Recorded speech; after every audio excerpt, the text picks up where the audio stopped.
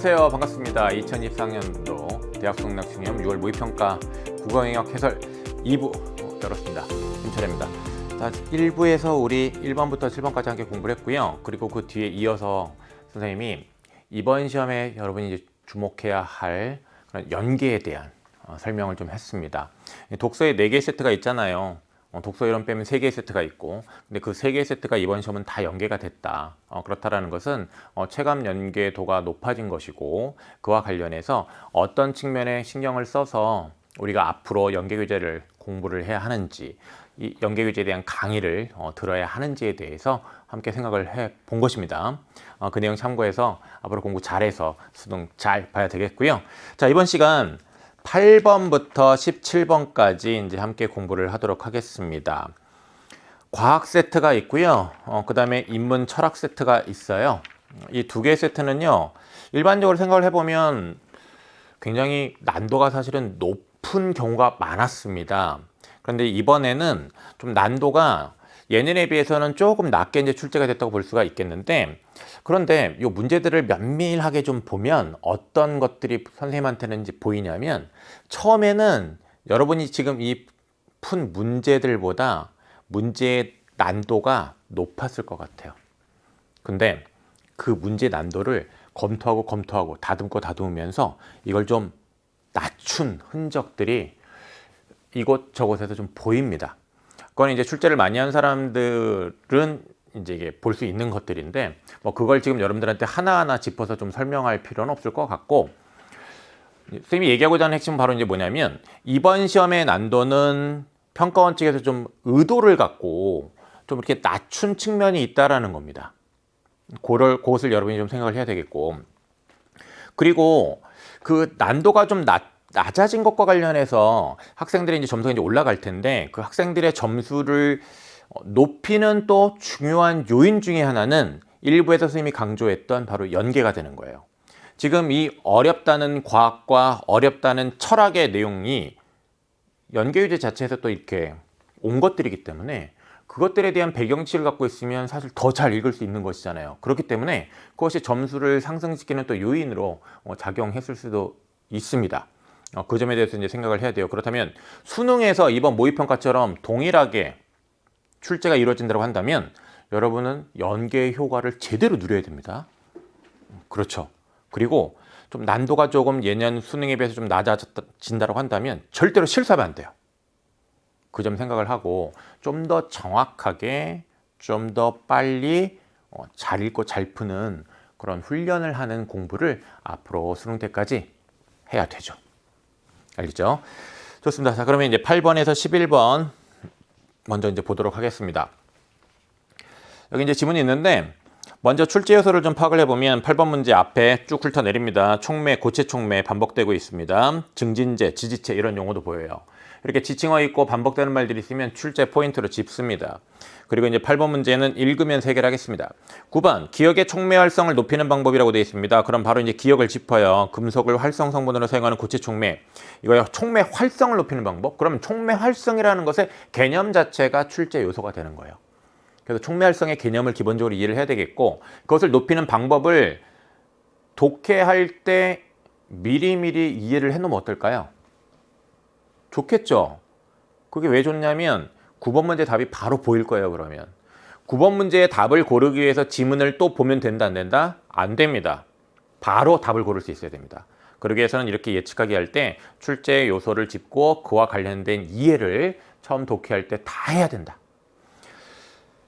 10번 문제, 윗글을 바탕으로 보기를 이해한 내용으로 적절하지 않은 것이라고 되어 있습니다. 보기에 어디를 보라고 했습니까? 앞부분을 보라고 했습니다. 그래서 한 첫 줄, 두 번째 줄, 한두 줄 정도만 보면 되는데, 아세틸렌은 보통 선택적 수소와 공정을 통하여 에틸렌으로 변화된다.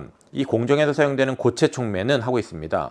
그러면 공정과 관련해, 어떤 화학 공정과 관련하여 고체 촉매에 대한 얘기를 하고 있단 말이야. 그렇다면 고체 촉매가 이 글에서는 굉장히 중요한 출제 포인트가 되는구나 파악 가능하죠. 그리고 선택지 이제 앞부분을 보면 뭐 아세틸렌, 팔라듐, 규소와 은, 실리카 이렇게 되어 있네요. 11번. 보기가 있고요. 시각 자료도 있는데 그래프가 있습니다. 그래프가 있으면요, 여러분 세로축, 가로축, 이 세로와 가로 항목이 무엇인지 반드시 출제 요소로 확인합니다.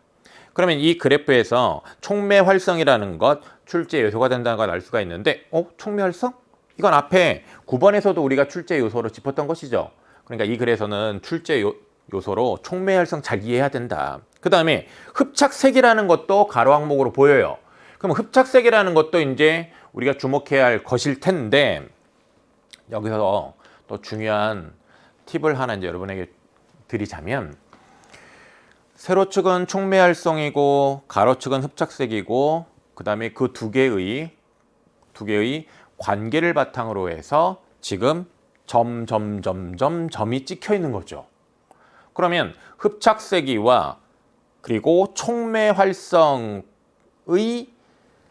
그 두 가지와 관련된 원리, 개념이 이 문제를 해결하는 열쇠가 되는 겁니다. 그래서 세로축, 가로축 확인하고 그 항목들과 관련된 개념이나 원리 방법에 관한 정보를 지문에서 반드시 주목해야 된다. 알겠죠? 자, 그러면 11번 문제를 잘 해결할 수 있습니다. 자, 보겠습니다.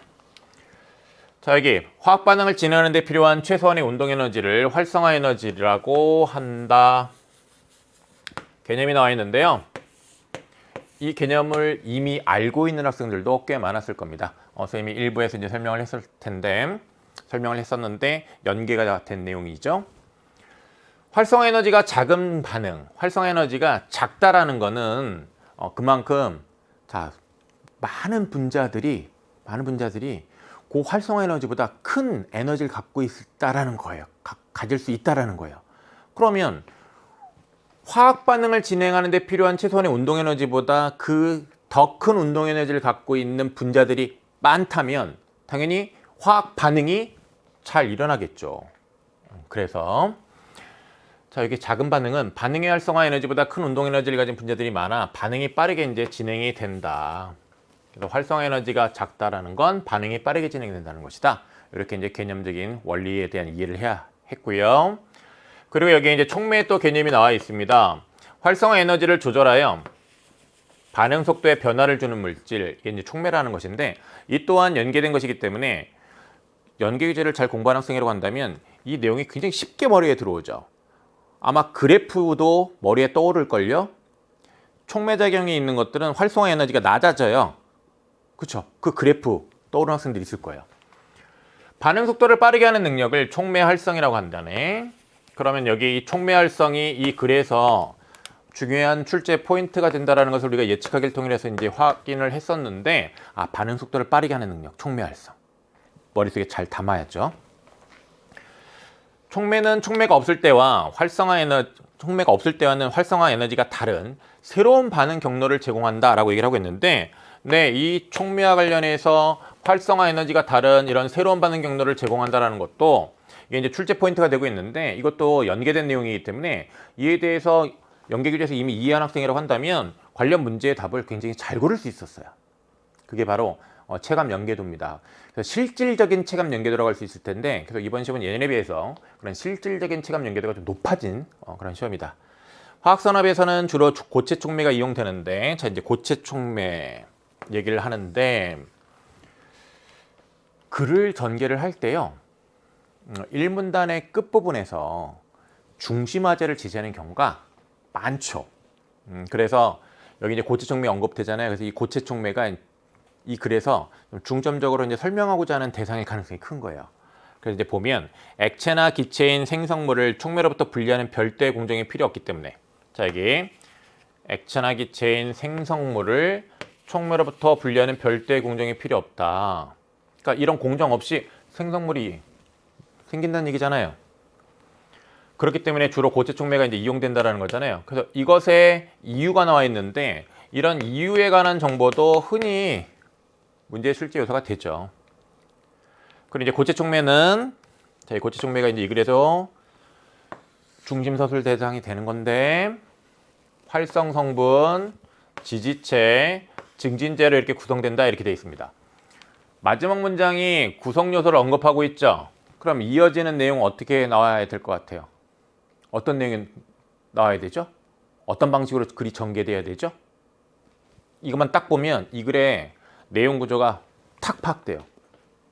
이 글은 활성 성분, 지지체, 증진제에 대해서 병렬적으로 설명할 수밖에 없습니다.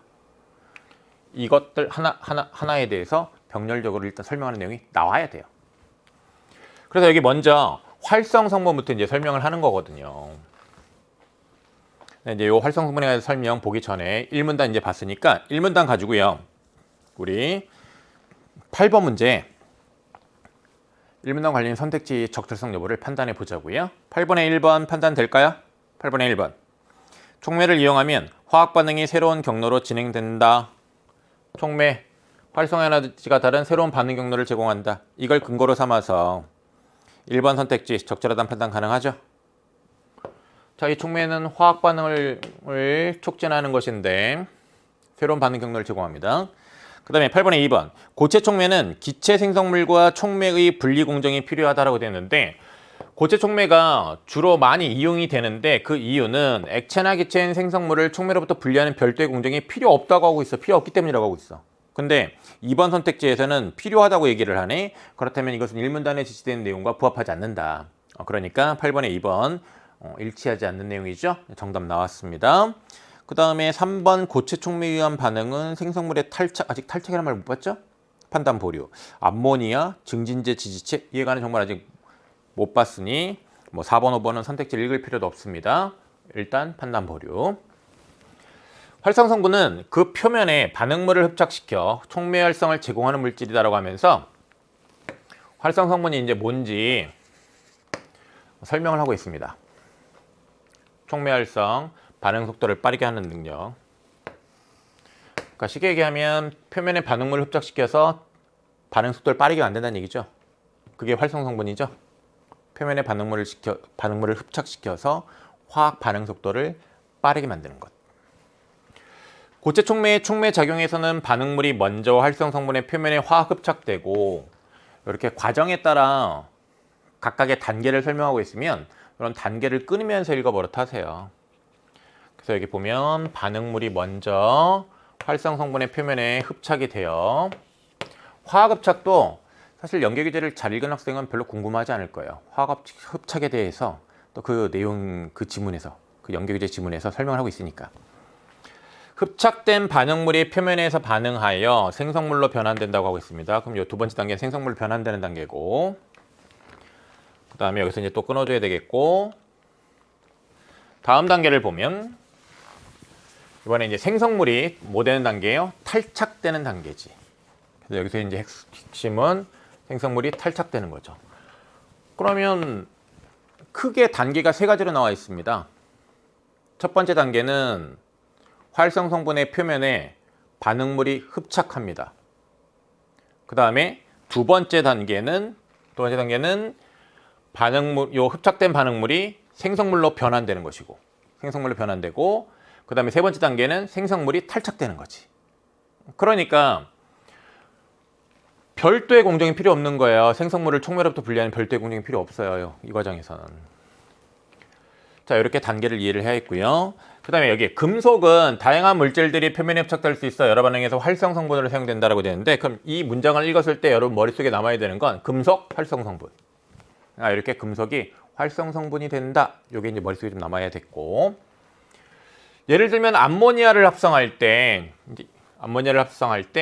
철을 활성 성분으로 사용을 하는 거예요. 그러면 이 철의 표면에 반응물이 흡착되는 거잖아요. 그럼 자, 철이 활성 성분이니 철의 표면에 반응물이 흡착되는 거죠.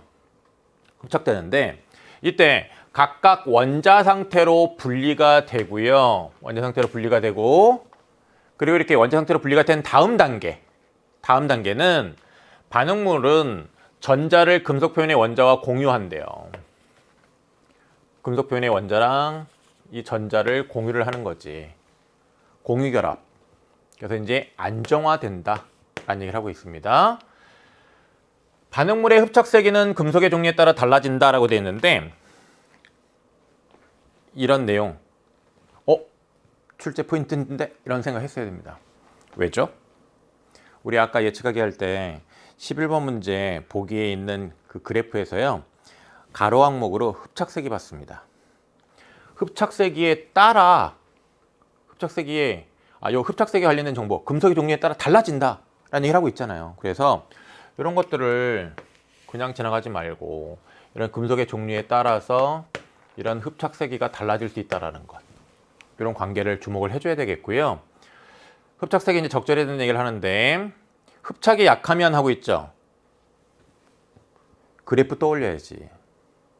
그래프를 떠올린다는 얘기는 그래프를 이때 참고를 하면 좋다는 얘기거든요. 이렇게 생각해야 됩니다. 보기에 있는 시각자료, 문제 풀 때만 필요한 게 아니에요. 보기에 있는 시각자료는 내가 지문을 독해할 때도 참고하면 좋은 거예요. 그리고 그렇게 참고해서 지문의 내용을 잘 이해를 한다는 것은 결국 보기에 있는 시각자료에 대한 이해 또한 잘 하는 것이 돼요. 그거는 문제 해결에 필요한 요소들을 독해하는 과정에서 미리미리 이해하는 것이고, 그에 따라 문제 풀이 속도, 정확성, 자, 속도 빨라지고 정확성 높아집니다. 그걸 생각해야 돼요. 그래서 그런 요령을 좀 여러분 가져야 됩니다. 그래서 여기 흡착이 약하면이라고 얘기를 하고 있어요. 그러면 흡착세기가 약하다. 11번 문제 보기에 그래프를 보세요. 흡착세기가 약함, 왼쪽으로 화살표 표시되어 있습니다. 그런 약한 경우와 관련해서 이렇게 흡착이 약하면 흡착량이 적어서 촉매활성이 낮다라고 하고 있습니다. 흡착량이 적어서 촉매활성이 낮다. 이거 뭐뭐면 뭐뭐다잖아. 이건 일부에서도 강조했었죠. 그래서 이런 흡착이 약하면 흡착량이 적어서 촉매활성이 낮다.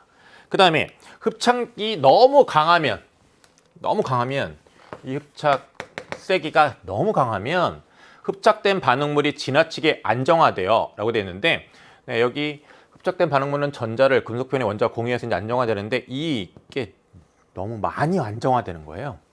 지나치게 안정화돼요. 표면에서의 반응이 느려져요. 반응이 이제 느려지기 때문에 촉매활성이 낮다 라고 얘기를 하고 있습니다. 그러면 흡착이 약해도 안 되고 너무 강해도 안 돼. 적절해야 되는 것이죠. 적절해야 됩니다.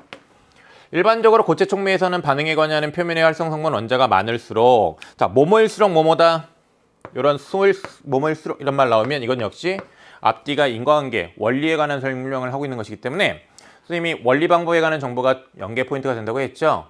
이런 뭐뭐일수록 뭐뭐다, 뭐뭐면 뭐뭐다, 뭐뭐에 따라 뭐뭐다, 뭐뭐일 때 뭐뭐다, 이런 정보들을 연계 포인트로 공부를 해야 되고, 문제 풀 때는 출제 포인트로 짚어야 돼요. 정리를 해볼게요. 이 형식으로 제시되는 정보, 뭐에 따라 뭐뭐다, 뭐뭐일수록 뭐뭐다, 뭐뭐일 때 뭐뭐다. 자, 이 형식으로 제시되어 있는 정보, 그리고 또 비례, 반비례에 대해서 설명하는 정보, 다 인과관계를 다루고 있으면 매우 중요한 출제 포인트라고 여러분이 읽을 때 주목을 해야 합니다. 정리했습니까? 네, 그래서 여기 표면에 활성 성분 원자가 많을수록 흡착이 많아 촉매활성이 높아진다라는 거예요. 그래서 표면에 활성 성분 원자가 많을수록 촉매활성이 높아진다. 요 관계 중요한 출제 포인트로, 문제 해결의 키로 주목을 해줘야 되는 것이고요. 그럼 문제 해결의 키로 이제 주목을 한다라는 차원에서 좀 옆에다 적고 가도록 하겠습니다. 이건 문제 해결의 키가 될 수밖에 없거든요. 그러면 자, 표면에 활성 성분 원자, 활성 성분 이 원자의 개수, 이게 많으면 흡착이 많아서 반응물의 흡착이 증가해서 촉매활성이 높아진다. 인과관계예요. 이런 원리에 관한 정보를 늘 중요하게 여기자. 자, 그러면 우리 이 문단 이제 봤는데요. 이 2문단과 관련해서 8번의 3번 선택지 판단할 수 있습니까? 판단 가능하지요. 고체 촉매에 의한 반응은 생성물의 탈착을 거쳐 완결된다라고 됐는데 생성물의 탈착, 완결 요 각각의 단계 끊어서 이제 주목했다고 한다면 역시 8번의 3번 선택지 정말 쉽게 판단할 수 있습니다. 8번의 4번 암모니아 합성에서 철 표면에 흡착된 수소. 암모니아 합성에서 이런 수소는 반응물일 텐데요. 그럼 반응물은 활성 성분인 철 표면에 흡착합니다. 이때 전자를 활성 성분, 즉 철 표면의 원자와 공유하겠죠. 이런 각각의 단계 그리고 관련하여 그런 원리를 이해하고 있다 한다면 8번에 4번 역시 어렵지 않게 판단이 가능합니다. 5번 선택지에 증진제나 지지체라는 말이 나와 있는데 이에 대한 정보는 아직 못 봤으니 보면 판단을 하도록 하죠. 그리고 이제 이어지는 정보를 보면 금속은 열적 안정성이 낮아라고 하면서 이제 금속의 특징을 제시하고 있어요. 이런 특징에 관한 정보 또한 출제 요소가 되는 경우가 많은데 요 특징은 한계가 될 수도 있습니다. 이런 과학이나 기술에서 이런 한계에 관한 어떤 설명이 나와 있으면요. 그 정보를 반드시 주목을 하는 게 좋아요. 금속은 열적 안정성이 낮아서 화학 반응이 일어나는 여기 고온에서 어떤 문제가 생긴다는 거네. 금속 원자들로 이루어진 작은 입자들이 서로 달라붙어 큰 입자를 이루게 된다는 거예요. 이게 이제 바로 뭡니까? 소결이라는 거네. 소결이라는 것인데, 자, 여기 소결이 되었을 때 나타난 결과에 대한 얘기를 하고 있습니다. 소결이 되면, 자, 이렇게 소결이 되면 금속 활성 성분 전체 표면적이 줄어듭니다. 근데 그 표면에서 표면에 반응물이 흡착하게 되잖아요. 그러면 이렇게 표면적이 줄어들게 되면 흡착도 줄어들 거 아니야. 그에 따라 촉매활성도 낮아질 것이고 그럼 문제가 생기는 거잖아요. 그러면 지금 여기 이 소결이 문제예요. 문제점. 자, 문제점이 나왔고요. 이거를 해결하기 위한 이제 방안이 되는 것을 제시하고 있는데 그게 바로 뭐라는 거예요? 지지체예요. 그러면 소결에 의하여 촉매활성이 낮아질 수 있는 문제, 촉매활성이 저하가 될 수 있는 문제가 있는데 이 지지체가 촉매활성 저하를 뭐 할 것 같아요? 막아주겠지. 그래서 이 지지체의 기능과 관련해서 촉매활성 저하가 억제된다는 거를 여러분이 이제 주목을 해야 했습니다. 자, 지지체는 무엇이냐? 작은 금속 입자들을 표면적이 넓고 열적 안정성이 높은 지지체, 이런 지지체의 표면에 이제 분산을 하는 겁니다. 그러면 소결이 억제되니까 그에 따라 반응물의 흡착이 이제 많이 이루어지겠죠. 그에 따라 촉매활성이 잘 이루어질 것이고, 그러면 소량의 금속으로도 금속을 활성 성분으로 사용하는 고체 촉매의 활성을 높일 수 있는 것이죠. 이게 이제 지지체의 기능이다라는 거죠. 네, 이렇게 읽어야 했고요. 그리고 이제 이 기억과 관련해서 기억의 이 촉매활성을 높이는 방법, 이 촉매활성을 높이는 방법은 뭐겠습니까? 촉매활성을 높이는 방법, 당연히 개념이나 원리를 갖다 적용을 해야 되는데 촉매활성을 높이는 방법, 표면의 활성 성분 원자의 개수를 늘리면 돼요. 이거 이미 이해한 바잖아요, 그죠? 그러면 당연히 이거는 이제 금속 요 활성 성분이 이제 주로 이제 금속에 사용되니까 금속의 이제 원자의 개수를 늘리는 것인데 그거는 결국은 반응물의 흡착이 좀 더 많이 이루어지게 만드는 것이라고 할 수 있겠죠. 네. 자, 요 문단 받고, 자, 이 문단과 관련해서, 자, 이 3문단과 관련해서 5번 선택지? 아직 판단은 안 되네요. 맞아 봅시다. 이번에 이제 증진제에 대한 설명하고 있네. 증진제는 촉매에 소량 포함되어 활성을 조절한다라는 얘기를 하고 있네. 소량 포함되어 활성을 조절한다.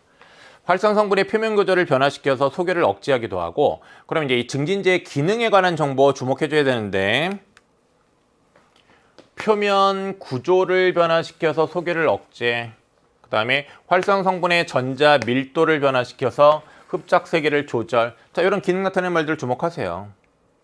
고체 촉매는 활성 성분이 반드시 있어야 되지만 고체 촉매와 관련하여 세 가지를 지시하고 있거든요. 활성 성분, 지지체, 증진제로 구성된다. 이건 이제 대부분 그런 거고 요 증진제나 지지체를 포함하지 않는 것도 있다는 얘기를 하고 있네. 그래서 1문단의 그 마지막 문장에서 고체 촉매는 대부분 활성 성분, 지지체, 증진제로 구성된다 이렇게 얘기를 한 거네요. 요 증진제나 지지체를 포함하지 않는 것도 있는 것이네. 그렇다면 이제 이 정보를 가지고 8번의 5번 선택지 증진제나 지지체 없이 촉매 활성을 갖는 고체 촉매가 있다는 것 어렵지 않게 판단 가능하죠. 네, 지문에서 문제 해결의 키가 되는 정보들을 함께 이제 짚으면서 또 이해를 해봤고요. 8번 문제도 함께 해결을 했습니다. 9번을 보겠습니다. 9번 문제도 답을 거의 찾았는데, 자, 금속을 활성 성분으로 사용하는 고체 촉매, 이렇게 금속을 활성 성분으로 사용하면, 자, 요 금속 원자의 개수를 늘렸을 때 촉매 활성 높일 수 있죠? 촉매 활성 높일 수 있습니다. 그러면 답이 뭐가 되겠습니까? 이 활성 성분 표면에 반응물이 흡착하잖아요. 그러니까 반응물을 흡착하는 금속 원자의 개수를 늘린다. 이 1번이 답이 되는 거지. 지문 읽을 때부터 이미 여러분은 관련 내용을 주목해서 이렇게 이해를 했어야 돼요. 그에 따라 9번 문제 딱 보자마자 1번 답 빠르게 골랐어야 됩니다. 그렇게 풀었는지를 체크를 해야 되겠고요. 그렇지 않다면 독해부터 또 짚어봐야 돼요. 문제를 잘 못 푼다라는 건요, 독해가 잘 안 된다라는 거예요. 그래서 여러분 문제를 틀렸을 때 그냥 그 문제에 대한 해설만 보거나 문제에 대한 해설 강의만 보는 건 정말 잘 공부하는 건 아니에요.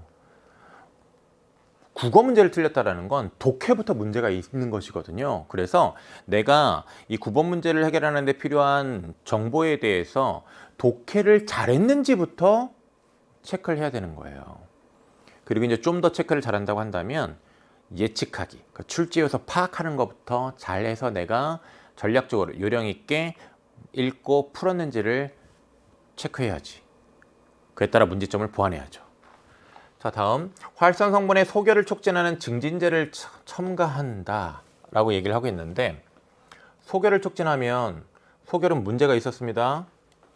이 소결이 촉진되면 어떤 문제가 생기죠? 소결 때문에 금속 활성 성분의 전체 표면적은 줄어들어. 그럼 촉매 활성이 낮아지겠죠. 촉매 활성을 높이는 방법을 찾으라고 했는데, 그러니까 2번 당연히 안 되겠죠. 반응물의 반응 속도를 늦추는 지지체를 사용한다라고 얘기를 하고 있는데, 반응 속도를 늦추는 지지체? 자, 지지체는 어떤 역할을 하는 것이죠? 촉매 활성을 높이는 방법입니다. 촉매 활성을 높인다라는 거는 반응 속도를 늦추는 게 아니에요. 연결이 안 돼. 그런 측면에서 이 3번을 적절하지 않다라고 판단을 했어야 됩니다.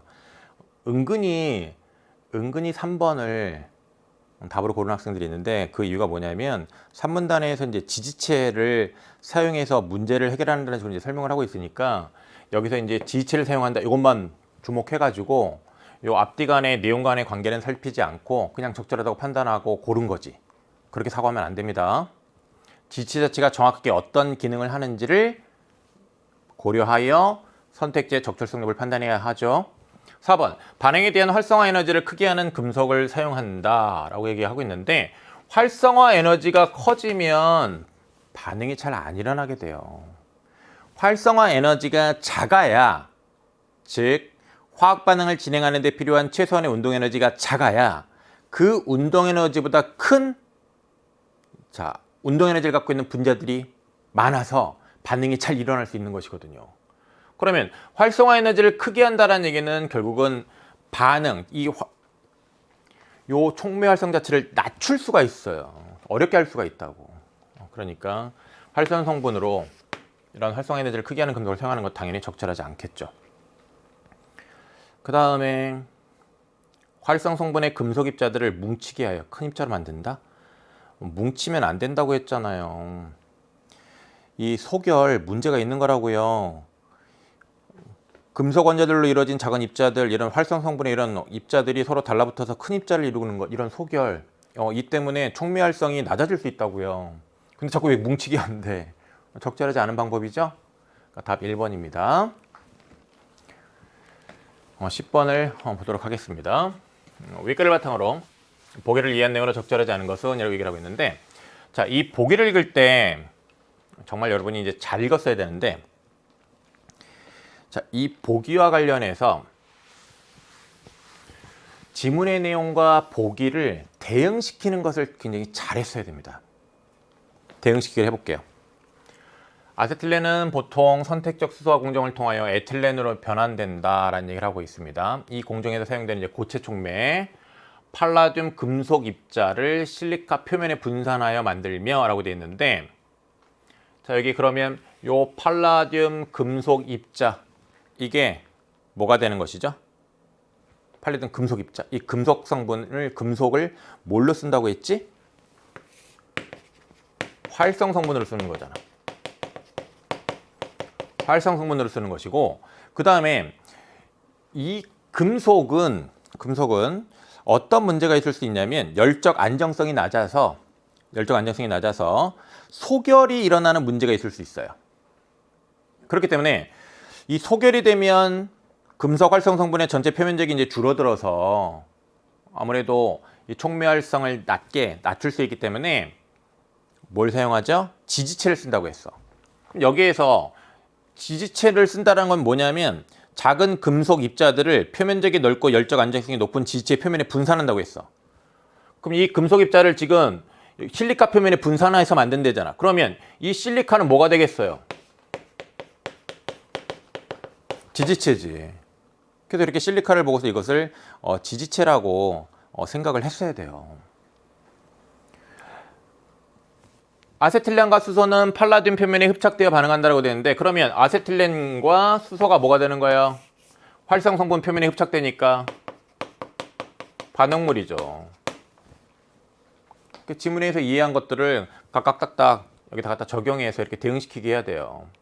흡착되어 반응한다. 여기서 실리카는 표면적이 넓고 열적 안정성이 높다라고 했는데, 네, 이게 바로 이제 지지체의 특징이잖아요. 사실은 여기 있는 이 내용만 지문과 대응시켜도 이게 이제 지지체라는 게 나오는데, 이 정보가 딱 주어지니까 실리카가 확실하게 지지체라는 걸 알 수가 있어요. 이때 촉매에 규소를 소량 포함시키면 활성 성분의 표면 구조가 변한대. 이렇게 표면 구조를 변하게 만드는 것. 그래서 활성 성분의 소결을 억제되게 하는 것. 이게 뭐의 역할이었죠? 4문단에 보면 촉매에 소량 포함되어 활성을 조절하는 역할을 하는 것, 증진제였어요. 이 증진제는 활성 성분의 표면 구조를 변화시켜서 소결을 억제한다고 했습니다. 활성 성분의 표면 구조를 변화시켜서 소결을 억제하는 거죠. 그렇다면 이 규소가 바로 뭐가 되는 거예요? 증진제잖아. 또한 은을 소량 포함시키면, 자, 은도 뭐가 되겠어요? 증진제예요. 왜냐? 은을 소량 포함시키면 팔라듐, 이 금속 성분의 활성 성분의 전자 밀도가 높아진대. 이렇게 전자 밀도를 높여서 흡착되는 세기가 조절된다라고 얘기를 하고 있는데, 네, 그럼 결국은 이렇게 전자 밀도를 높인다라는 것, 흡착 세기를 이제 조절하는 걸로 연결되는 거 4문단에 이제 우리가 확인할 수 있는데, 증진제예요. 이렇게 지문의 내용이랑 보기의 내용을 대응시켜서 읽었어야 돼요. 그러면 아세틸렌은 반응물에 해당한다, 이미 파악한 거잖아. 팔라듐은 활성 성분에 해당한다, 이미 파악한 바잖아. 규소와 은은 모두 증진제에 해당한다, 이것도 이미 보기를 읽으면서 이해한 바잖아. 그러니까 이 선택지에 대한 판단이 금방금방 이루어지는 것이죠. 그래서 다시 강조할게요. 보기를 읽을 때 보기를 지문의 내용이랑 꼭 짝을 잘 맞추세요. 4번, 실리카는 낮은 온도에서 활성 성분을 소결한다라고 되어 있는데, 실리카는 뭐라고요? 지지체예요. 지지체는 표면적이 넓고 열적 안정성이 높아요. 그래서 소결을 억제하는 역할을 해요. 소결이 억제되게 해. 근데 여기 지금 실리카가 낮은 온도에서 활성 성분을 소결하게 만든다는 얘기는 엉뚱한 얘기지. 그죠? 실리카는 촉매 활성 저하를 억제하는 기능을 한다. 그죠? 소결이 억제되게 함으로써 촉매 활성이 저하되는 걸 막아줍니다. 이 5번 선택지가 이 문제에서 제일 좋은 선택지예요. 왜냐면 이제 한 번 더 추론을 해야 하거든. 그래서 이 실리카라는 이 지지체가 소결이 억제되게 한다. 그 소결이 억제되게 한다라는 것은 촉매 활성의 저하를 막아주는 것이다. 그렇게 연결해가지고 적절하다는 판단을 했어야 되죠. 자, 11번으로 가도록 하겠습니다. 윗글을 바탕으로 할 때 이제 보기의 금속 AD에 대한 설명을 가장 적절한 것은 하고 이제 묻고 있는데, 여러 가지 금속의 물질 가가 흡착될 때 흡착세기와 가의 화학 반응에서 각 금속의 촉매활성을 나타낸다라고 되어 있는데, 여러 가지 금속, 이게 이제 활성 성분이 되는 거잖아요. 그러면 여기 물질 가는 뭐가 되길까요? 이거는 반응물질, 반응물이죠. 이때 이제 흡착세기, 그다음에 이제 화학 반응에서 각 금속의 이제 촉매활성을 나타낸다라고 얘기를 하고 있습니다. 이제 이와 관련해서 이제 우리가 지문에서 개념 원리를 이해를 했으니 바로 판단해 보죠. 가의 화학 반응은 A보다 B를 활성 구분을 사용할 때 더 느리게 일어난다라고 되어 있는데, 자, 여기 A보다 B가 촉매 활성 정도가 더 높아요. 촉매 활성 정도가 더 높다라는 것은 B를 활성 성분을 사용할 때 더 화학 반응이 빠르게 일어나는 거죠. 그렇다면 B를 활성 성분을 사용할 때 더 느리게 일어난다 이렇게 말하는 건 적절하지 않죠. 그 다음에 1번 선지 판단이니까, 그 다음에 2번 가는 A보다 C에 흡착될 때 흡착량이 이제 더 적다라고 됐는데, 이 반응물이 자 여기 A, B, C 이런 것들이 이제 활성 성분이죠. 어떤 활성 성분이 내 이제 흡착될 때 그 흡착량이 이제 더 많으냐 적으냐 그걸 판단해야 되는데, A랑 C를 비교를 하면 C가 촉매 활성이 훨씬 잘 일어났고요. 그 다음에 이 C 같은 경우가 흡착세기도 아주 약한 것도 아니고 적절한 것 같아요. 그러면 흡착세기도 적절하지. 그래서 촉매 활성도 더 높지. 그렇다면 당연히 이 C에 흡착될 때 흡착량이 더 많겠지. 그죠? 그 다음에 이제 3번을 보면 가는 A보다 D에 흡착될 때, A보다 D에 흡착될 때라고 되어 있는데, 이 D는 흡착세기가 강할 때잖아요. 이 매우 강할 때 이과 관련해서 지문에서 이제 어떤 얘기를 하고 있냐면, 이 문단에 이제 관련하여 인과관계 그 원리가 제시가 되어 있었는데, 흡착이 너무 강하면 흡착된 반응물이 지나치게 안정화된다고 했어요. 지나치게 안정화된다. 그러면 이 D가 이제 지나치게 안정화되는 경우니 A보다 D에 흡착될 때 안정화되는 정도가 더 크다라는 것은 맞는 말이지. 3번을 답을 골랐어야 되죠. 다음 4를 보면 가는 B보다 C에 더 약하게 흡착된다라고 되어 있는데, B보다 C, 요 C가 흡착세기도 적절하고 해서 촉매 활성도 굉장히 높아요. 그러면 당연히 여기 B랑 C 흡착세기 비교하면 C가 흡착세기가 더 강한 거지. 더 약하게라고 하면 안 되죠. 그 다음에 가의 화학 반응에서 촉매 활성만을 고려하면 가장 적합한 활성 성분은 D예요. 촉매 활성만 고려하면 당연히 이 촉매 활성만 고려하면 가장 높은 C지. 그죠? 다음 이제 12번에서 17번 함께 이제 보도록 하겠습니다. 이것도 이제 우리 스ቱden트 독서의 11쪽에서 이제 12쪽에서 연계된 건데요. 일부에서 그 연계에 대한 설명은 이미 했습니다. 자, 함께 먼저 예측하기를 쪽 먼저 해보도록 하겠습니다. 12번 문제, 가는 기능주의를 소개한 후 뭐뭐는 같지 않다 하는 설의 비판을 지시하고 있다 이렇게 되어 있습니다. 한 두 줄만 읽어요. 그러면 자, 우리가 이제 지문 읽으면서 찾아야 되는 건 이거죠. 기능주의에 대한 설의 비판. 뭐가 같지 않대. 그럼 그걸 글을 읽을 때 미리미리 파악해야지. 그 다음에 13번 가에서 알 수 있는 내용으로 적절하지 않은 것은 이렇게 됐는데, 가 읽으면서 해결하도록 하겠습니다. 출제 요소는 동일론자, 설, 로렌즈의 견해 주장이네. 그죠? 앞부분에 지칭어가 있으면, 특히 어떤 이론을 지칭하는 말이나 사람 이름이면 견해적인 출제 요소입니다. 14번 나의 필자의 관점에서 기억을 평가하는 내용으로 가장 적절한 것이라고 되는데, 나 읽을 때 반드시 뭐 찾아야 돼요? 필자의 견해 주장 찾아야죠. 나에 나타나 있는 필자의 견해 주장. 그걸 반드시 찾았어야 된다. 출제 요소입니다. 그 다음에 15번 니은의 이유로 가장 적절한 것이라고 되는데, 니은의 이유도요, 나를 읽을 때 미리미리 파악해놨어야 됩니다. 그래서 아예 글을 읽으면서 이 문제의 답을 고를 수도 있었고요.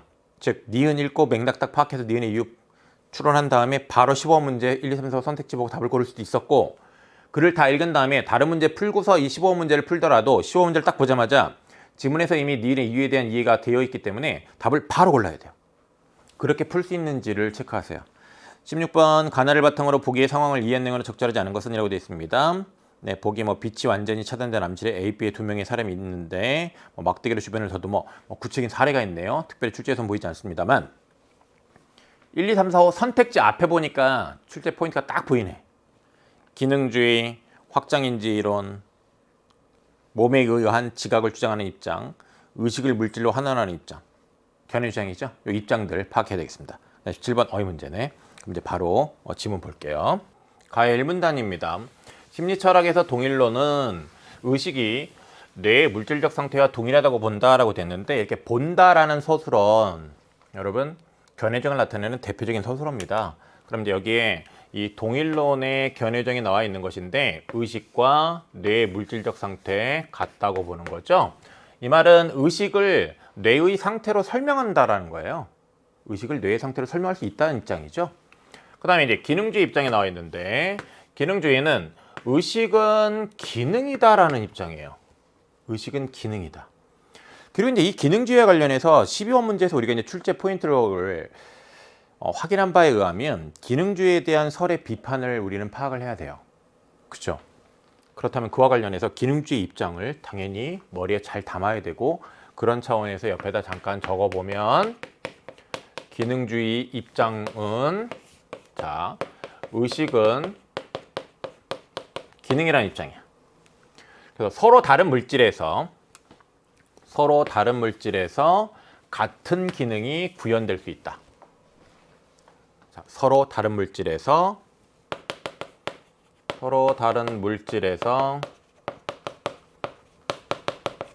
같은 기능이 구현 가능하다. 이게 이제 기능주의 입장인 거죠. 이때 기능이란 개념을 제시를 하고 있는데, 이게 굉장히 중요한 패턴인데요. 견해장과 개념이 항상 같이 지되는 경우가 많아요.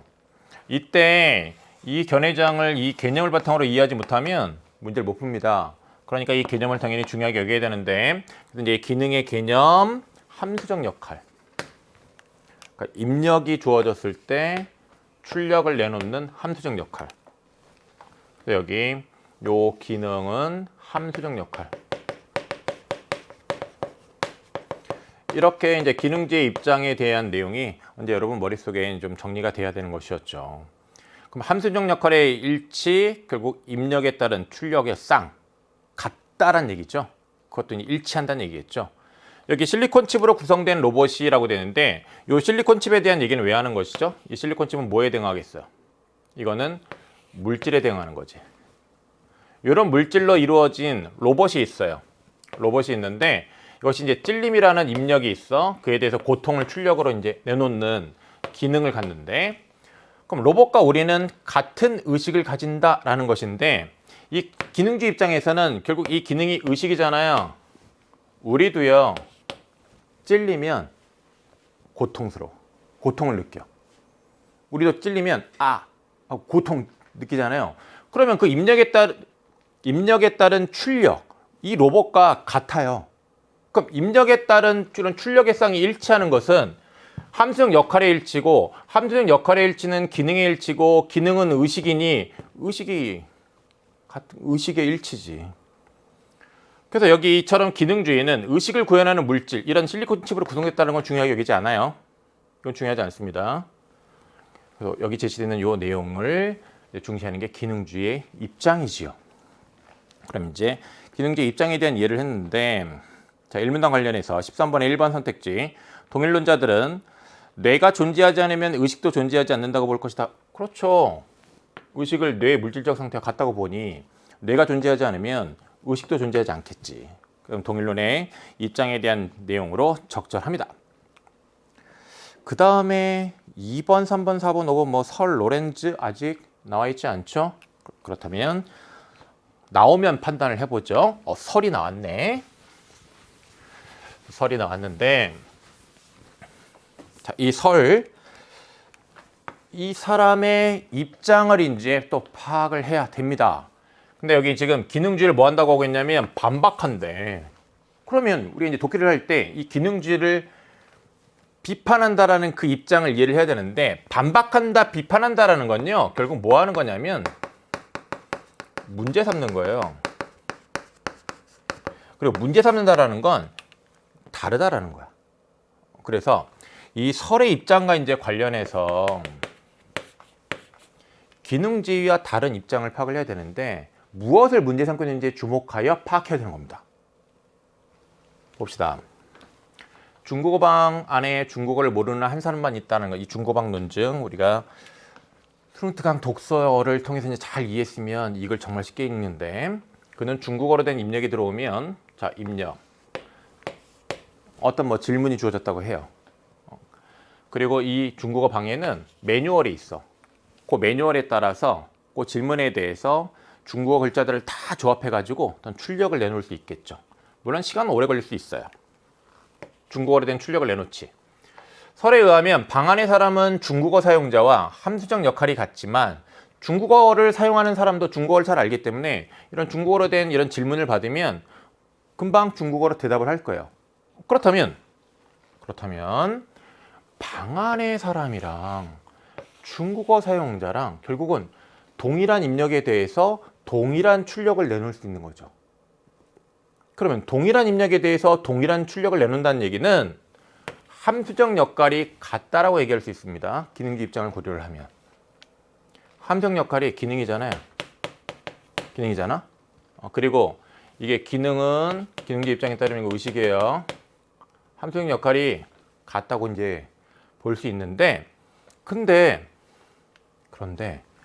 이건 이제 기능주의 입장이고, 기능과 의식이 같다라는 건 기능주의 입장이고, 이 설이 생각을 해봤더니 함수적 역할은 같은데 뭐는 다른 것 같은 거지. 뭐가 다르다고 생각을 한 걸까요? 중국어를 아는 것은 아니다, 이 말이 이제 나타내는 의미. 중국어를 아는 것은 아니다. 이 방 안의 사람은 중국어를 몰라요. 하지만 중국어 사용자는 중국어를 알잖아. 그럼 중국어를 알고 모르고의 차이는 그런 결국 의식의 차이라고 할 수 있다는 거예요. 그래서 의식은 다른 사례.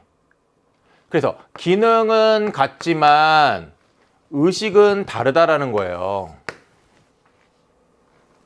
그러면 설이 무엇을 문제 삼고 있죠? 무엇을 문제 삼고 있습니까? 기능이 같다고 해서 의식이 같은 거예요? 아니죠.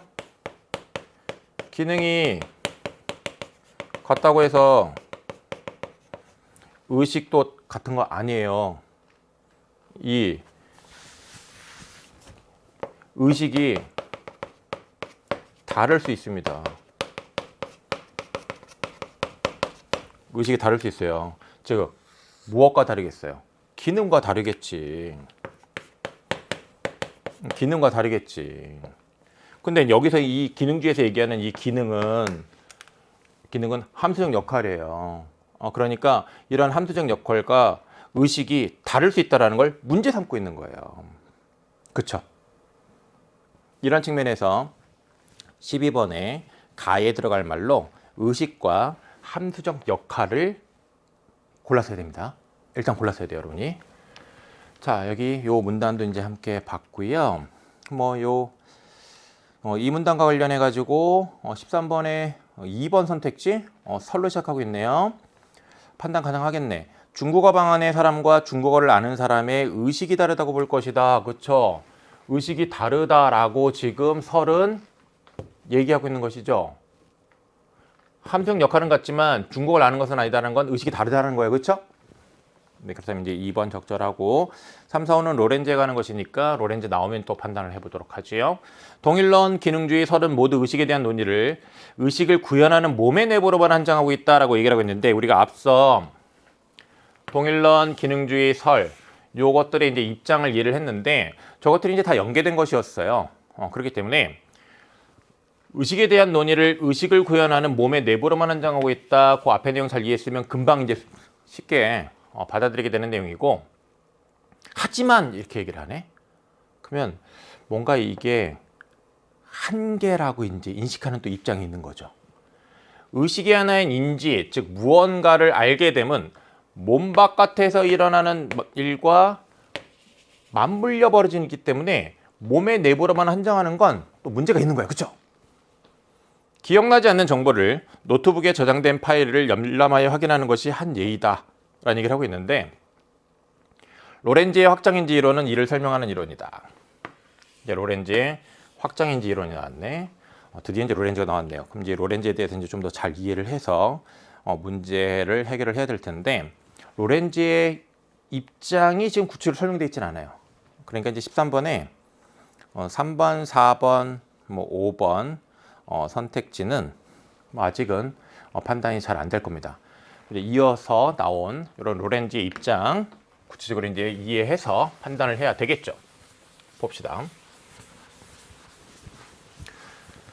그에 따르면 인지과정은 주체에게 심적 상태가 생겨나게 하는 과정이다라고 되는데, 견해주장과 개념 함께 주목해야 된다고 했었죠. 그러면 로렌지의 견해주장을 이해하는 데 있어서 인지과정에 여기 개념이 나와 있는데 이걸 주목을 해야죠. 인지과정은 심적 상태가 생겨나게 하는 과정이라는 거예요. 심적 상태. 자, 여기 이 심적 상태란 말이 작은 따옴표로 묶여 있죠. 그럼 이것 자체가 개념어가 되는 거예요. 개념어가 되는 것이고, 그리고 이제 이 개념과 관련하여 지금 여기 기억과 믿음이라는 걸 열거해 놨어요. 이렇게 개념을 열거를 통해서 좀 더 잘 이해하라고 그렇게 설명을 하고 있으면요, 이 열거되어 있는 것은 출제 요소예요. 지금까지 기출 보면 다 그랬어요. 그 점 유념해야 되겠습니다. 그리고 이제 여기 이 심적 상태가 무엇인지 설명을 합니다. 어떤 것에도 의존함이 없이 주체에게 의미를 나타내는 것, 그게 이제 심적 상태라는 것인데, 네, 기억이나 믿음 저런 것이 이제 심적 상태라는 건데, 기억을 가지고 이제 다시 한번 설명합니다. 기억한다라는 건 어떤 것에도 의존하지 않고 그 자체로 내가 무엇인지를 떠올려서 아는 거예요. 그렇죠? 그럼 여기서 얘기하는 것처럼 의존함이 없이 의미를 나타내는 것이라고 할 수 있잖아. 그러니까 기억이라는 것이 뭐가 되는 거예요? 심적 상태가 되는 거야. 이렇게 심적 상태 개념 이해했어야 됩니다. 견해주장을 이해하는데 개념부터 정확하게 잘 이해해야 돼요. 이와 달리 파생적 상태는 하고 있어요. 그러면 심적 상태랑 파생적 상태가 대비되는 짝인 거야. 그럼 파생적 상태는 대비되니까 뭐겠어요? 여기 심적 상태는 어떤 것에도 의존함이 없이인데, 여기는 주체의 해석에 의존해서만, 사회적 합의에 의존해서만 의미를 나타내는 상태지, 의존해서만 의미를 나타내는 거예요. 노트북에 저장된 정보 같은 경우에 보면 이 노트북을 사용하는 사람의 해석에 의해서만 의미를 가질 수 있어. 또는 이 노트북에 저장된 이 정보가 전자신호가 나열된 걸로 보면 이 전자신호와 관련된 어떤 사회적 합의, 규칙에 의해서만 의미를 나타내는 걸로 해석될 수 있어요. 그렇다면 이 노트북에 저장된 정보는 파생적 상태지. 그죠? 그래서 이 사례를 가지고 또 역시 여러분이 파생적 상태 개념을 이해를 해야 했는데, 이 사례와 관련해서도 대비되는 짝이 있잖아요. 그럼 결국 뭐겠어요? 기억과 노트북에 저장된 정보의 대비잖아. 이렇게 대비되는 짝은요, 반드시 출제 요소가 됩니다. 그래서 기억은 심적 상태고 노트북에 저장된 정보는 파생적 상태라는 것에 대해서 명확하게 인식하고 가야 했어요. 그랬다면 문제의 답을 좀 더 빨리 잘 고를 수 있었죠. 주체에 의해 열람된 후에도 노트북의 정보는 여전히 파생적 상태다. 노트북의 정보는 여전히 그 노트북을 사용하는 주체의 해석에 의해서 의미를 나타낼 수 있는, 혹은 그런 사회적 합의에서 의미를 나타낼 수 있는 파생적 상태예요. 근데 이제 열람 후에 주체에게는 기억이 생겨나잖아요. 그럼 뭐가 생겨난 거지? 심적 상태가 생겨난 거잖아. 이렇게 심적 상태가 생겨나게 하는 과정, 이게 바로 뭐야? 인지 과정인 거야. 인지 과정. 이렇게 앞뒤 내용 연결해가지고 또 이제 이해를 하면 더 이제 잘 읽는 거죠. 로렌즈에게 인지 과정은 파생적 상태가 심적 상태로 이제 변화되는 과정이 아니라, 자, 인지 과정에 이제 개념 나와 있습니다. 심적 상태로 변화되는 과정이 아니라 파생적 상태를 조작함으로써 심적 상태를 생겨나게 하는 과정이다.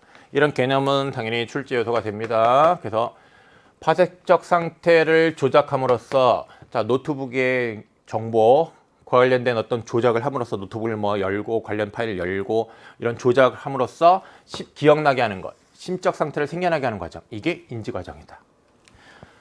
심적 상태가 주체의 몸 외부로 확장되는 것이 아니라, 그러니까 외부에 있는 이런 파생적 상태가 심적 상태로 변환되는, 심적 상태가 주체의 몸 외부로 확장되는 것이 아니라 심적 상태를 뭐하게 하는 거예요? 생겨나게 하는 게 이제 그 인지 과정인데, 이런 인지 과정이 확장되는 것이다. 이러한 확장된 인지 과정은 인지 주체의 것일 때만, 다시 말해 환경의 변화를 탐지하고 그에 맞춰 행위를 조절하는 주체와 통합되어 있을 때만 성립할 수 있다고 되는데, 이 인지 주체를 전제로 성립하는 것이 확장된 인지 과정이라고 지금 설명을 하고 있네요. 즉 로렌즈에게 주체 없는 인지는 있을 수 없다. 주체 없는 인지는 있을 수 없다. 즉 인지에 있어서 주체는 꼭 전제돼야 되는 거예요. 확장인지 이론은 의식의 문제를 몸 안으로 한정하지 않고 바깥으로까지 넓혀 설명한다. 이런 얘기를 하고 있습니다. 자, 가침은 봤고요. 자, 그럼 이제 13번에 3번 선택지 봅시다. 로렌즈는 기억이 주체의 몸 바깥으로 확장될 수 있다고 볼 것이다 라고 되는데, 기억을 네 글자로 바꿔보세요. 심적 상태죠. 심적 상태가 주체의 몸 밖으로 확장될 수 있습니까? 심적 상태가 주체의 몸 외부로 확장돼요? 아니라고 하잖아. 그러니까 13번에 3번 답으로 빨리 골랐어야 되겠고, 13번에 4번 로렌즈는 인지 과정이 파생적 상태를 조작하는 과정을 포함한다고 됐는데, 이 인지 과정의 개념 파생적 상태를 조작한다고 했습니다. 13번에 5번 로렌즈는 노트북에 저장된 정보가 그 자체로는 심적 상태가 아니죠. 그 자체로는 파생적 상태죠. 그러니까 5번도 적절합니다. 그 다음에 이제 나를 볼게요. 이 나를 읽을 때 이제 여러분이 또 기본적으로 했어야 되는 건 뭐냐면, 그 가의 기억과 관련해서 그 두 입장의 차이점, 그 기억과 관련해서 문제 삼을 수 있는 것이 무엇인지를 미리미리 파악하는 읽기를 했는지를 체크해야 됩니다. 그게 정확성과 이제 속도와 관련이 있죠. 일반적으로 지각이란 몸의 감각기관을 통해 사물에 대해 아는 것을 의미한다라고 얘기를 하고 있습니다. 개념이 나와 있어요. 감각기관을 통해 사물에 대해 아는 것. 이러한 지각을 분석할 때 이제 두 가지 사실이 직면한다고 되는데, 첫째, 사물과 내 몸은 물질 세계에 있다. 둘째, 그 사물에 대한 나의 의식은 물질 세계가 아닌 다른 세계에 있다. 그러면 물질 세계에 있다, 다른 세계에 있다, 이런 거네. 그렇죠. 그러면 요거를 그냥 간단하게 도식화해서 좀 보면, 이게 이 의식이 있는 다른 세계가 있고 물질이 있는 물질 세계가 있다는 얘기네. 그죠? 몸으로서의 나는 사물과 같은 세계에 속하는 동시에 의식으로서의 나는 사물과 다른 세계에 속한다. 그래서 몸으로서의 나는 이런 물질 세계에 속하고 의식으로서의 나는 사물과 다른 세계에 속한다. 이런 얘기를 하는 거네. 이에 대한 객관주의 철학의 입장은 두 가지로 나뉜다라는 얘기를 합니다. 객관주의 철학의 입장이 이제 나와 있는데, 그럼 이제 두 개의 입장의 차이점을 주목을 해줘야 되겠는데, 의식을 포함한 모든 것을 물질로 환원하는, 이런 것을 물질로 환원하는 입장이 있는 거예요. 물질로 환원하는. 이 경우에 이제 어떻게 되는지 이제 밑에서 이제 확인을 해야 되는데, 일단 의식을 물질과 구분되는 독자적 실제를 이제 규정하는 또 입장이 있어요. 그러면 이거랑 달리 아예 의식과 물질 자체를 딱 이렇게 구별하는 그런 입장이 또 있는 것이죠. 의식과 물질의 본질적인 차이를 주장하는 입장이 있는 거예요. 전제에 의하면 지각은 사물로부터의 감각 자극에 따른, 이거는 다 이제 물질로 설명이 되니까 주체의 물질적 반응으로 이해되는 입장이 될 것이고, 이 경우는 의식과 물질 딱 구별하니까 지각은 감각된 사물에 대한 주체, 즉 의식의 판단, 이 의식의 판단으로 보는 거죠. 이렇게 이제 입장의 차이가 있는 거죠. 그런데 이 두 입장은 모두 주체와 대상이 분리된다라는 것을 전제를 하고 있어요. 주체와 대상을 딱 전제를 하고 있는데, 자, 여기 주체와 대상은 지각 이전에 이미 확정되어 각각 존재한다는 그런 입장인 것이죠. 주체와 대상은 지각 이전에 이미 확정되어 각각 존재한다. 그러면 가의 내용과 좀 관련지어 생각을 좀 해보면, 로렌즈 같은 경우에도 주체를 이미 딱 전제를 하고 있었습니다. 주체가 전제되어 있는 상태에서 인지 과정이 이루어진다고 이제 봤는데, 자 봅시다. 하지만 지각은 주체와 대상이 각자로서 존재하기 이전에 나타나는 얽힘의 체험이다라고 얘기를 하고 있는데, 자 이 입장에 대해서 달리 생각하는 입장이 나와 있어요. 이건 누구의 입장이에요? 이건 필자의 입장이지. 필자의 입장입니다. 그러니까 필자는 주체와 대상이 각자로서 존재하기 이전에 나타나는 얽힘의 체험이 지각이다. 얽힘의 체험이 지각이다라는 얘기를 하고 있어요. 얽힘의 체험이라는 말이 좀 어려운데 어떤 개념인지 또 봅시다. 예를 들어 다른 사람과 손이 맞닿을 때 내가 누군가의 손을 만지는 동시에 나의 손 역시 누군가의 이제 만져진다라고 됐는데, 자 감각을 해요. 내가 누군가의 손을 만져 감각을 해. 근데 나의 손 역시 누군가에서 만져지면 감각되는 거잖아. 자 이렇게 감각하는 것이 동시에 감각되는 것이야. 그러면 감각하는 것과 감각되는 것이 서로 어떻게 된 겁니까? 얽혀 있는 거지. 얽혀 있는데 이 얽힘의 순간에 나는 나랑 그 다음에 나의 손을 만지는 대상, 나와 대상을 확연히 구분하게 되거든요. 얽힘의 순간에. 그러면 이건 결국 보세요. 감각. 자, 요 감각. 요 순간에 결국은 이제 지각도 이루어지는 것인데, 얽힘의 작용은 지금 지각이라고 보고 있습니다. 지각이라고 보고 있는데, 요 얽힘의 요 순간에 또 감각도 이루어지는 거예요. 그러니까 자 이게 지각이라는 얽힘의 작용이 있어야 주체와 대상이 분리될 수 있다라고 이제 얘기를 하고 있는데, 이 말은 주체와 대상은 주체와 대상이 분리되기 위해서는 지각이 이루어져야 돼요. 그러니까 지각이 일어난 이후에야 주체와 대상은 비로소 확정된다라는 것이잖아. 그리고 이 내용을 보면 감각되는 그 순간에 지각도 이루어지는 거예요. 그러니까 지각과 감각은 서로 구분되지 않는 거죠. 그러면 니은의 이유를 또 우리가 읽을 때 미리 파악을 해야 되자는 거예요. 파악을 해야 되는데 요 앞에 요 맥락을 가지고 니은의 이유를 파악을 해야 되네. 지각과 감각이 왜 서로 구분되지 않습니까? 지각이라는 얽힘의 작용이 일어나는 이 순간이 결국은 감각의 순간이야. 그죠? 감각하는 것이 동시에 감각되는 것이 되는 게 얽힘의 작용이에요. 그 얽힘의 작용 자체가 지각이고, 그렇기 때문에 서로 구분되지 않습니다. 자, 이렇게 미리미리 이해를 했어야 되겠고요. 지각은 물질적 반응이나 의식의 판단이 아니라 내 몸의 체험이라고 필자의 입장 나와 있네요. 필자는 지각을 내 몸의 체험이라고 보고 있어요. 지각은 나의 몸에 이루어지는 것이고, 지각이 이루어지게 하는 것은 모두 나의 몸이다. 지각이 이루어지게 하는 것은 모두 나의 몸이라는 필자의 관점 입장이 제시가 되어 있네요. 자, 이런 관점 입장 당연히 찾았어야지 됩니다. 그래야 문제를 해결할 수가 있죠. 자, 12번도 보도록 하겠습니다. 이거 아까 지문 읽으면서 다 설명했어요, 사실은. 이 가에 들어갈 말 다 설명했는데, 우리 이 가의 지문에 1문단, 2문단의 이제 내용을 바탕으로 해서 기능주의는 의식의 기능이다. 기능은 함수적 역할이다. 이런 입장이라는 걸 이제 이해를 했습니다. 이와 관련해서 설은 기능과 의식이 다를 수 있다는 입장인 걸 또 이해를 했는데, 기능과 의식이 이 기능이라는 것에다가 함수적 역할이라는 것을 갖다가 대입을 하면 결국 의식과 함수적 역할이 다르다라는 거예요.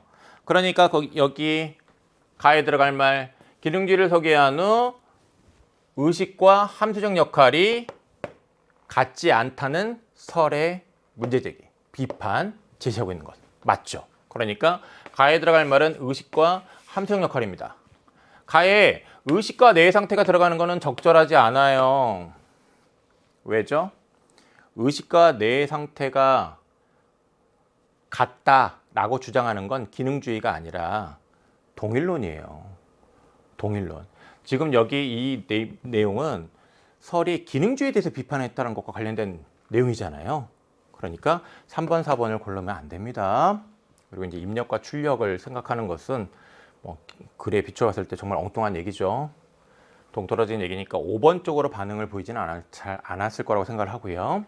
그다음에 이어지는 걸 보면 인지 과정이 몸 바깥으로까지 확장된다고 정하는 확장 인지 이론, 이제 로렌즈의 확장 인지 이론을 설명을 하고 있고요.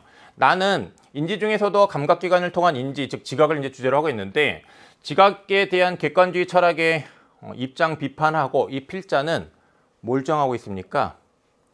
결국 내 몸의 체험이 뭐다? 지각이다라는 걸 주장하고 있잖아요. 필자의 입장 확인했었습니다. 내 몸의 체험이 지각이다. 그렇다면 1번이죠. 요 물질적 반응, 의식의 판단이라고 보는 건 객관주의 철학의 입장입니다. 이건 비판의 대상이 되는 것이죠. 네. 자, 그러면 15문제 정답 1번이라는 거 우리가 확인했고 13번은 이미 글을 읽으면서 풀었고 14번 보도록 하겠습니다. 14번을 보면 우리 나를 읽으면서 기억과 관련된 생각도 사실 살짝 해봤었는데 기억의 입장은 요 확장된 인지 과정, 요 확장된 이 인지 과정과 관련해서 여기에 뭘 전제하고 있지? 여기에 주체를 전제하고 있어요. 이 주체 없이는 성립이 안 됩니다. 거기 보면 이런 얘기도 있죠. 그 기억 다음 줄 보면 로렌즈에게 주체 없는 인지란 있을 수 없다. 이 인지에 있어서는 주체가 반드시 전제가 돼야 돼요. 이게 이제 기억에 내재되는 입장이죠. 자, 이거에 대한 나의 필자의 관점. 그럼 이제 나의 필자의 입장을 고려하여 이와 관련하여 무엇을 문제 삼을 수 있는지를 여러분이 추론했어야 되는데 나의 필자는 지각이라는 것에 대해서 이제 뭐라고 생각을 하고 있느냐, 그걸 이제 생각을 해야 되는데 나의 필자는 지각이라는 것은 내 몸의 체험이라고 생각합니다. 내 몸의 체험. 그와 관련하여 어떤 얘기를 하고 있냐면 지각이라는 얽힘의 작용이 있어야 주체와 대상이 분리될 수 있다. 즉 지각이 일어난 이후에야 주체와 대상이 이 주체랑 대상이 확정된다. 그러면 주체를 이미 확정해서 전제하고 있는 이 입장은 문제 있는 거예요, 없는 거예요? 있는 거지. 지각이 이루어진 다음에야 주체가 확정될 수 있는데 그런 주체를 이미 전제하고 있으니 이건 성립하지 않는 거예요. 성립할 수가 없어요. 확장된 인지 과정이 인지 주체의 것일 때만 성립할 수 있다는 주장은 지각 이전에 확정된 주체를 전제한 거잖아요. 지각이 일어난 다음에 주체가 확정되는 건데 지각 이전에 이런 지각이라는 것이 일어나기 전에 이미 그 전에 주체를 전제하고 있으니 타당하지 않다. 이렇게 말할 수 있는 것이지. 그래서 이제 답을 1번을 골랐어야 했고요. 2번 선택지를 보면 의식의 세계를 구성하는 독자적 실체라고 규정하는 것이므로 타당하다라고 됐는데 자, 2번 선택지가 맞기 위해서는요. 이 내용이 당연히 나의 필자의 관점에 부합하는 것이어야 돼요. 나의 필자는요. 객관주의 철학 입장에 대해서 비판적이었습니다. 이 의식의 세계를 구성하는 독자적 실체라고 보는 것은 나의 필자가 비판한 바로 객관주의 철학의 입장 중 하나잖아요. 객관주의 철학에서는 의식을 물질과 구분되는 독자적 실체로 규정함으로써 의식과 물질의 본질적 차이를 주장하는 그런 입장이 있다고 하고 있어요. 그러면 이건 나의 필자의 관점에 부합하지 않잖아. 그러니까 당연히 나의 필자가 할 말이 아니지. 주체와 통합된 경험이면 확정된 인지 과정이 성립할 수 있다는 주장은 의식은 물질에 불과하다고 본 것이므로라고 됐는데 의식은 물질에 불과하다 이렇게 모든 것을 물질로 환원해서 말하는 것은 역시 객관주의 철학의 한 입장이고요. 이거는 필자가 비판한 입장입니다. 그렇다면 역시 나의 필자의 입장에 부합하지 않는 것이므로 당연히 나의 필자가 할 말이 아니다. 그 다음에 이제 4번을 보면 주체와 통합된 경우에만 확장된 인지 과정이 성립할 수 있다는 주장은 외부 세계에 대한 지각이 이루어질 수 없다고 보는 것이므로 타당하지 않다라고 되는데 기억을 평가한 내용으로 적절하기 위해서는 기억에 대해 적절한 내용이어야 되죠. 기억에 대해서 기억과 맞지 않는, 기억과 부합하지 않는 것에 대해서 지적하는 것이라면 당연히 기억을 평가한 내용으로 적절하지 않겠죠. 근데 기억은 이 확장된 인지 과정에 대해서 얘기를 하고 있는데 이 확장된 인지 과정이라는 것은 의식의 문제 자체를 바깥으로까지 넓혀 설명하는 거예요. 외부 세계에 대한 지각이 이루어질 수 없다라고 말하는 게 아니에요. 즉 이것은 기억에 관한 내용으로 적절하지 않습니다. 그렇기 때문에 이건 답이 될 수 없습니다. 이 4번을 고른 학생들이 있는데 이 문두와 관련해서 이제 여러분이 생각해야 될 건 뭐냐면 가장 적절한 것이 되기 위해서는 나의 필자의 관점에도 부합해야 하고 그 다음에 기억에 관한 내용이어야 돼요. 기억에 관한 내용으로 적절하게 문제 삼아야 돼요. 그래서 이 두 지점에서 다 적절한지를 판단해야 되는 겁니다. 기억과 관련하여 적절하지 않은 내용입니다. 그러니까 엉뚱한 내용을 지적했으니 당연히 기억을 평가한 내용으로 적절하지 않겠죠. 주체와 통합된 경우에만 확장된 인지 과정이 성립할 수 있다는 주장은 주체와 대상의 분리를 통해서만 지각이 이루어질 수 있다고 보는 것이 무나 타당하다라고 얘기를 하고 있는데 이건 자 여기 나의 필자의 관점에 부합합니까? 주체와 대상의 분리를 통해서만 지각이 이루어질 수 있다? 선후 관계가 지금 바뀌었죠. 앞뒤 관계가 지각이 이루어진 후에 주체와 대상이 확정될 수 있다고 했어요. 그러니까 주체와 대상의 분리를 통해서 지각이 이루어지는 게 아니지. 그러니까 나의 필자의 관점에 부합하지 않으니 당연히 나의 필자가 할 말이 아니죠. 네. 자, 14번 문제 함께 이제 살펴봤고요. 14번처럼 비판하는 문제 수능에도 꼭 나옵니다. 그 다음에 15번 니은의 이유로 가장 적절한 것이라고 했는데요. 지각과 감각은 서로 구분되지 않는다. 왜냐?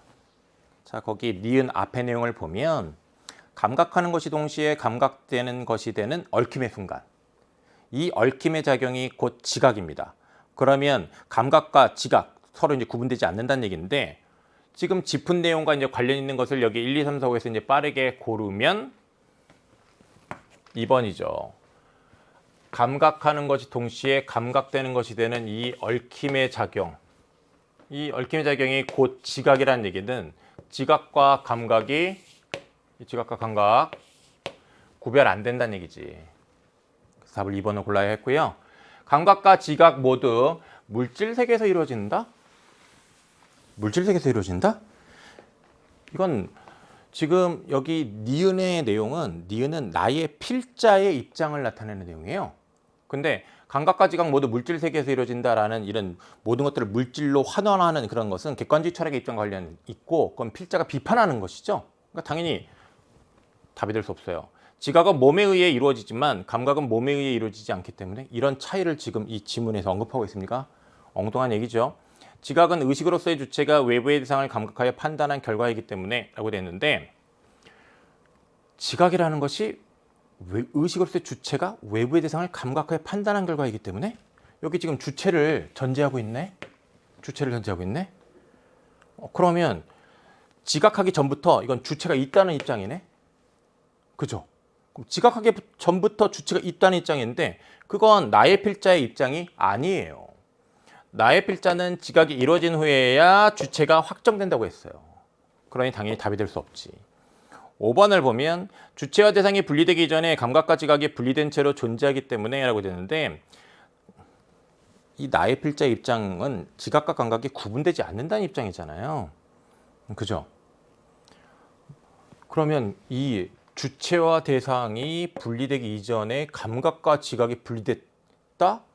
이런 건 당연히 나의 필자 입장에 부합하지 않아요. 엉뚱한 얘기예요. 그러니까 15번의 정답은 2번입니다. 16번 보겠습니다. 가나를 바탕으로 보기의 상황을 이해하는 것은 적절하지 않은 것은 하고 있습니다.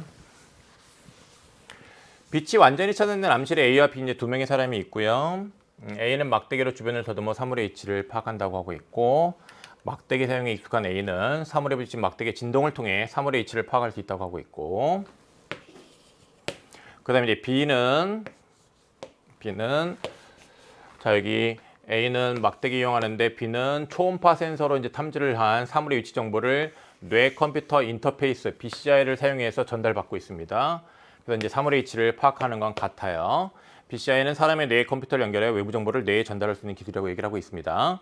선택지의 적절성을 판단해 봅시다. 가의 기능주의에 따르면 A와 B가 암실 내 동일한 사물의 위치를 묻는 질문, 입력이죠? 입력, 동일한 대답, 출력.